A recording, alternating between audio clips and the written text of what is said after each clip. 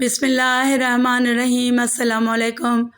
اسد الدین شیرکو کی موت کے چند دن بعد خلیفہ عاضد نے نوجوان یوسف صلاح الدین ایوبی کو مصر کا نیا وزیر اعظم نامزد کر دیا۔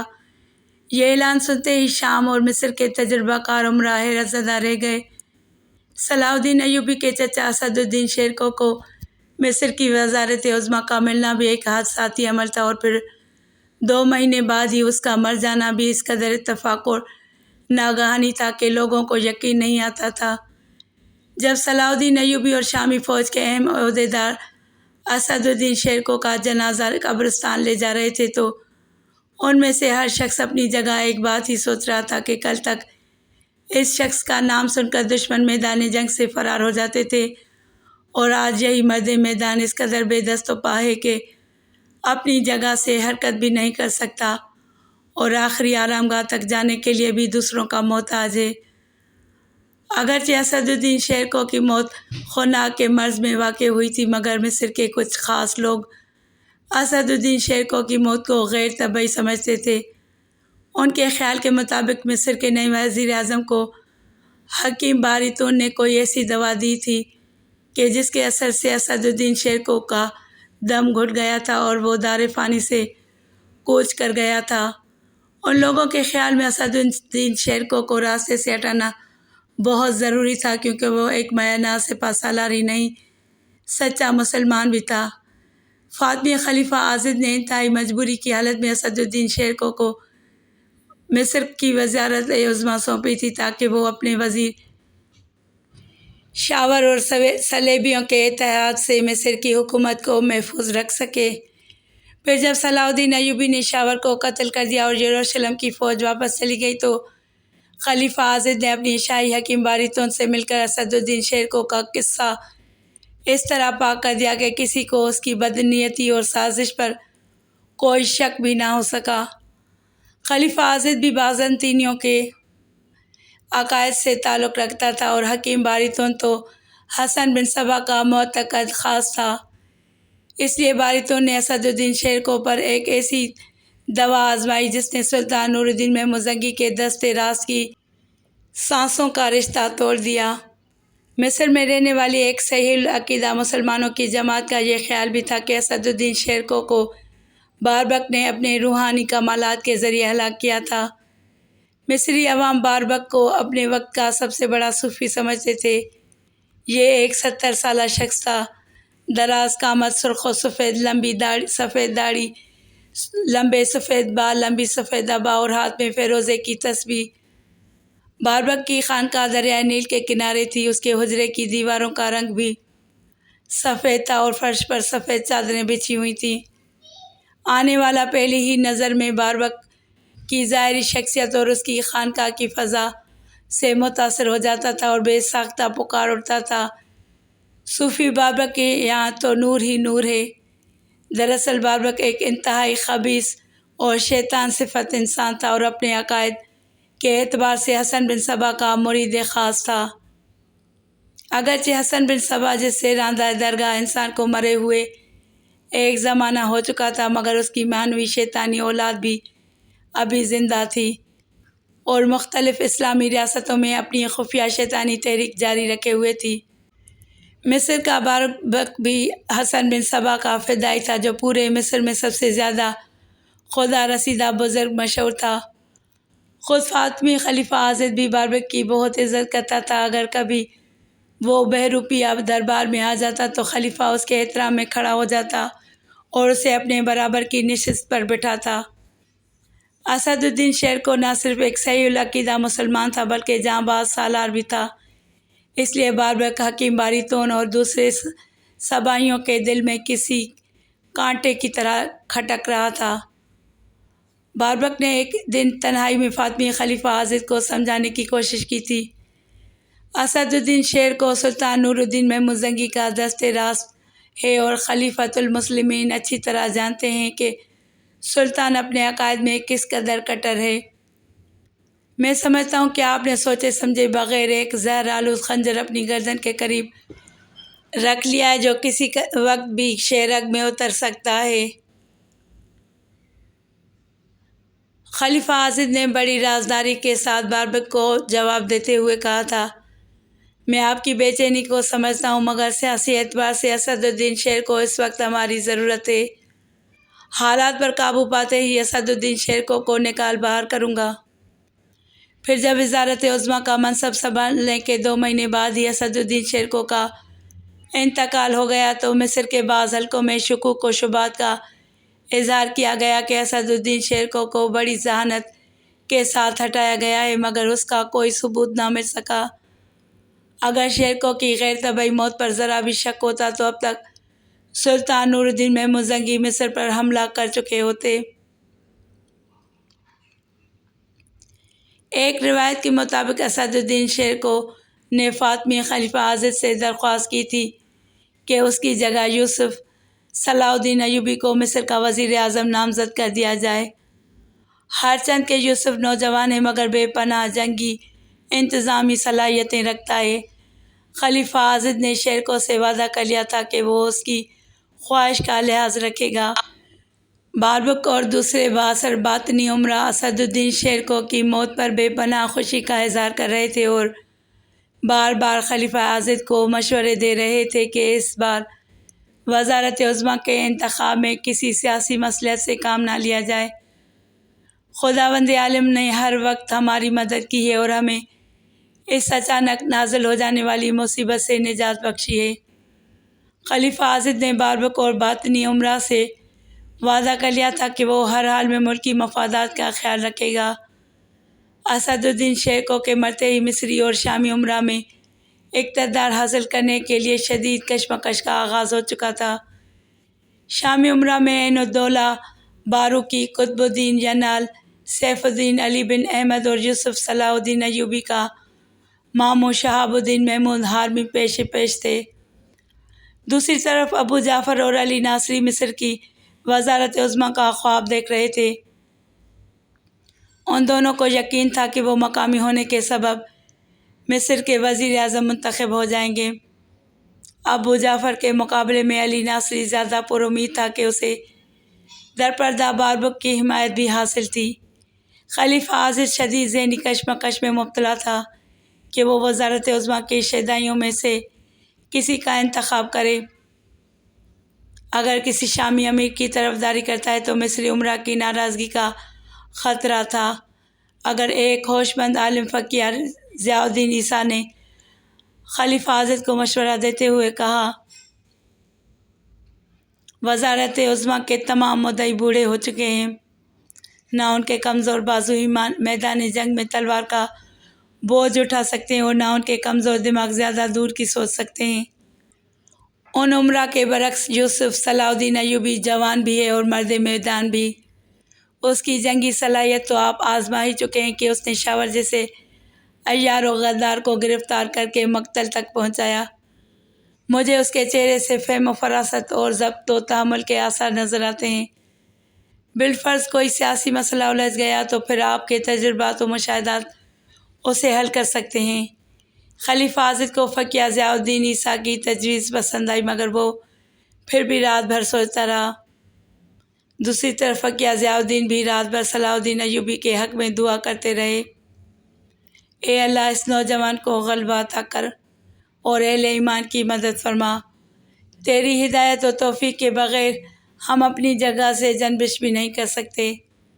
صلاح الدین ایوبی سے فقیہ ضیاء الدین کی رغبت کے 2 اسباب تھے، ایک یہ کہ وہ عالم شباب میں باقیدار نوجوان تھا، دوسرے یہ کہ اب تک مصر کی وزارت پر باطنیوں کا غلبہ تھا۔ فقیہ ضیاء الدین نے ایک طویل عرصہ نہایت اذیت و کرب میں گزارا تھا۔ آج انہیں امید ہو چلی تھی کہ اگر خلیفہ عاضد صلاح الدین ایوبی کو وزیر اعظم نامزد کر دیتا ہے تو باطنیوں پر قابو پانا آسان ہو جائے گا اور سرزمین مصر کو گمراہوں کی اس جماعت سے نجات مل جائے گی۔ جب دوسرے دن خلیفہ عاضد نے صلاح الدین ایوبی کی وزارت عظمیٰ کا فرمان جاری کیا تو حاضرین دربار پر سکتہ طاری ہو گیا۔ مصری امراء اور ابو جعفر اور علی ناصری ناگوار چہروں کے ساتھ دربار سے اٹھ کر چلے گئے۔ شامی امراء قطب الدین ینال، سیف الدین علی بن احمد اور یوسف کا ماموں شہاب الدین محمود ہارمی خاموش بیٹھے رہے، مگر چوتھا شامی امیر عین الدولہ باروکی نہ صرف دربار سے اٹھ گیا بلکہ مصر چھوڑ کر سیدھا دمشق چلا آیا۔ جب امیر عین الدین سلطان نور الدین محمود زنگی کی خدمت میں حاضر ہوا تو سلطان عادل نے انتہائی برہم لہجے میں کہا، تم نے یوسف کو تنہا چھوڑ دیا، تمہیں لازم تھا کہ مصر میں رہ کر اس کے ہاتھ مضبوط کرتے، وہ میرا نمائندہ ہے۔ امیر عین الدولہ سر جھکائے سلطان نور الدین محمود زنگی کی غضبناک گفتگو سنتا رہا۔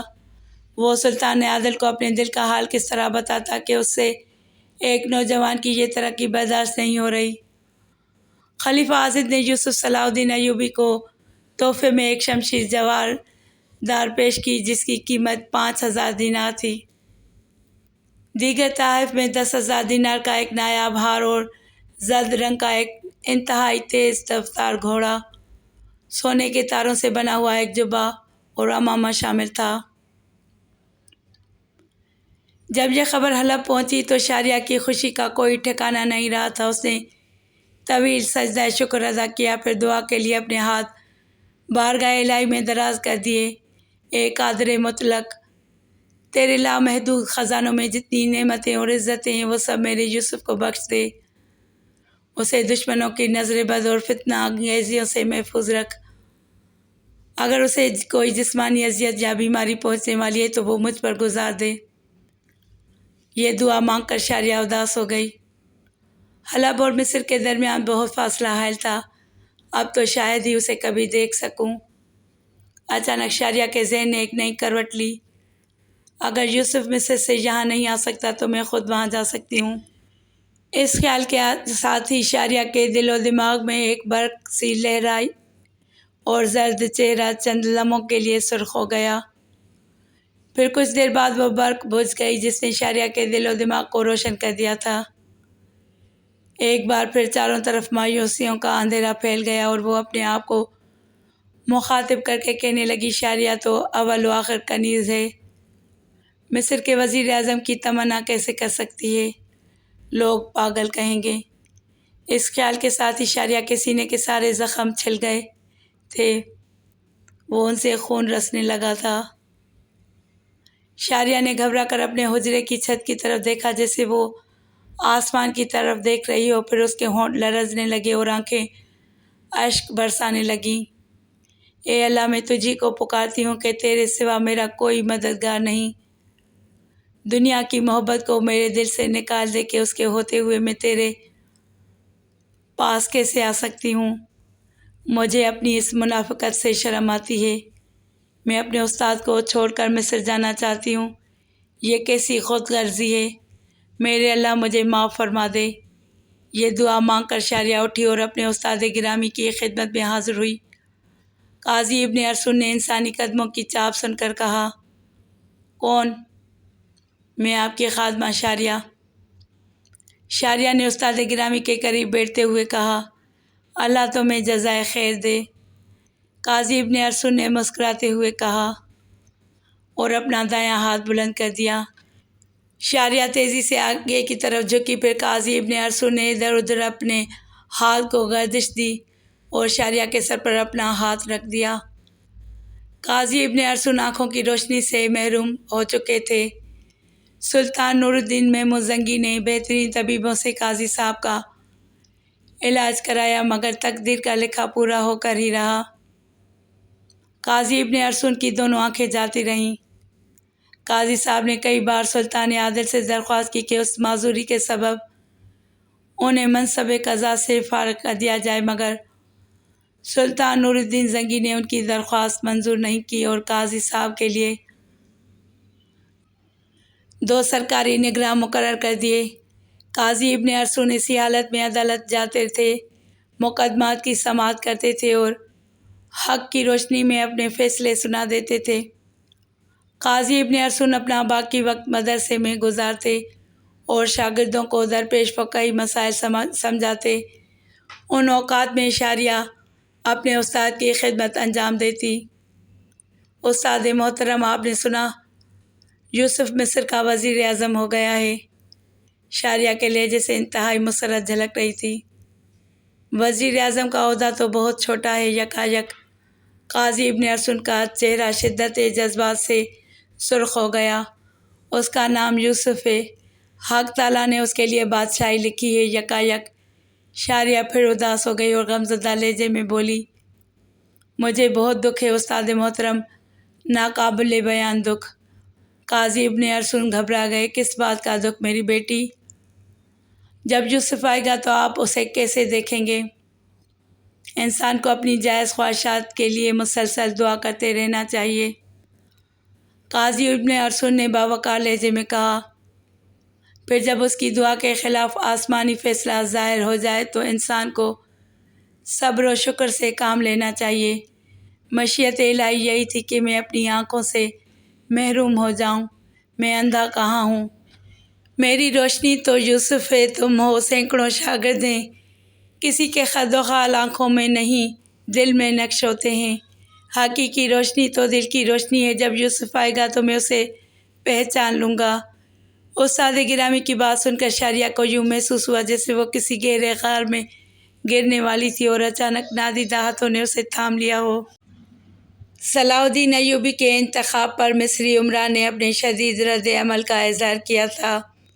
ابو جعفر اور علی ناصری تنہائی میں خلیفہ عاضد سے ملے اور اپنے جانثاریوں کے قصے سناتے ہوئے بولے، اے خلیفہ، کیا ہم نے اس دن کے لیے سرزمین مصر کو اپنا خون پلایا تھا کہ جب فصل بہار تیار ہو جائے تو اسے ہمارا بدترین دشمن کاٹ کر لے جائے؟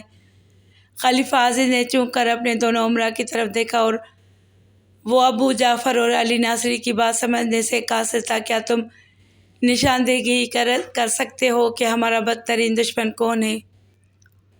ابو جعفر نے انتہائی مکاری کا مظاہرہ کیا، چند لمحوں تک ادھر ادھر دیکھتا رہا، پھر آگے کی طرف جھک کر سرگوشی کے انداز میں کہنے لگا، یوسف جسے آپ نے مصر کا وزیر اعظم نامزد کیا ہے اور جس کی پشت پر سلطان نور الدین زنگی کا ہاتھ ہے، بڑی عجیب بات ہے کہ آپ نے اپنا پورا گھر ایک جاسوس کے حوالے کر دیا ہے۔ خلیفہ عاضد نے اپنے دونوں امراء کی بات بہت غور سے سنی، پھر بہت نرم اور سیاسی لہجے میں سمجھایا، یہ ایک عارضی انتظام ہے۔ چونکہ یوسف نے مصر کے عوام کو شاور جیسے ظالم و سفاک انسان سے نجات دلائی ہے، اس لیے لوگوں کے دلوں پر اس کی شخصیت کے خوشگوار اثرات موجود ہیں۔ اگر ایسے موقع پر یوسف کو ہٹایا گیا تو مصر کی رعایا کو گراں گزرے گا۔ کچھ دن گزر جانے دو، جب لوگوں کے جذبات ٹھنڈے ہو جائیں گے تو سلطان نور الدین زنگی کا جاسوس بھی۔ خلیفہ عاضد نے قصداً اپنی بات ادھوری چھوڑ کر ابو جعفر اور علی ناصری کو بہلانے کی کوشش کی۔ ان دونوں اقتدار کے بھوکھوں نے خلیفہ عاضد کے ادھورے جملے کا یہی مطلب لیا کہ ان کی چال کامیاب ہو گئی ہے اور یوسف صلاح الدین ایوبی کا قصہ پاک ہو جائے گا۔ یہ سوچتے ہوئے ابو جعفر اور علی ناصری خلیفہ کی خلوت گاہ سے اٹھ کر چلے گئے۔ دوسرے دن مصر کا روحانی پیشوا باربک خلیفہ عاضد سے تنہائی میں ملا۔ اس کے روب جلال کا یہ عالم تھا کہ خلیفہ اپنی نشست سے کھڑا ہو گیا اور اس نے آگے بڑھ کر باربک کے ہاتھوں کو بوسہ دیا۔ باربک نے انتہائی ریاکاری کا مظاہرہ کرتے ہوئے خلیفہ عاضد کے سر پر ہاتھ رکھ دیا۔ خلیفہ کی عمر دراز ہو اور اقتدار عالی نسل در نسل منتقل ہوتا رہے۔ خلیفہ عاضد نے باربک کا شکریہ ادا کیا، پھر دونوں بیٹھ گئے۔ آپ نے کیسے زحمت کی؟ خلیفہ عاضد نے باربک سے سوال کیا۔ یکایک باربک بہت زیادہ سنجیدہ نظر آنے لگا۔ کسی گمراہ انسان کا مصر کی وزارت عظمیٰ پر فائز ہونا نہایت ہی برا شگون ہے۔ باربک نے صلاح الدین ایوبی کا نام لیے بغیر کہا، اگر یہ بدعت کچھ دن اور جاری رہی تو محلات شاہی پر عذاب آسمانی بھی نازل ہو سکتا ہے، پھر میری دعائیں بھی کسی کام نہیں آ سکتی۔ وقت سے پہلے خبردار کر رہا ہوں، یہ میری سیاسی مجبوری ہے۔ خلیفہ عاضد نے عاجزانہ لہجے میں کہا، کیسی مجبوری؟ باربک نے اپنی روحانی جلال کا مظاہرہ کرتے ہوئے کہا، آج ہی میرا کوئی فدائی یوسف صلاح الدین ایوبی کا کام تمام کر دے گا۔ یہ سن کر خلیفہ عاضد خوفزدہ ہو گیا۔ نہیں پیشوائے محترم، ایسا ہرگز نہ کرنا۔ اگر یوسف مصر میں قتل ہو گیا تو قیامت آ جائے گی۔ سلطان نور الدین زنگی میری سلطنت کو تباہ و برباد کر ڈالے گا۔ اگر تم یوسف کا قتل نہیں چاہتے تو اسے آج ہی برطرف کر دو۔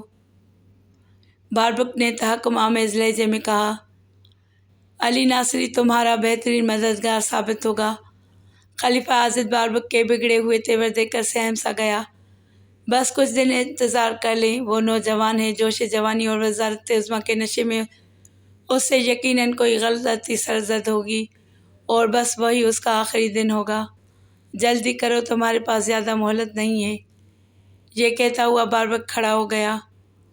اگر یوسف سے کوئی غلطی سرزد نہ ہو تب بھی تم اس کے کام میں عیب تلاش کر کے اسے مصر سے رخصت کر دو۔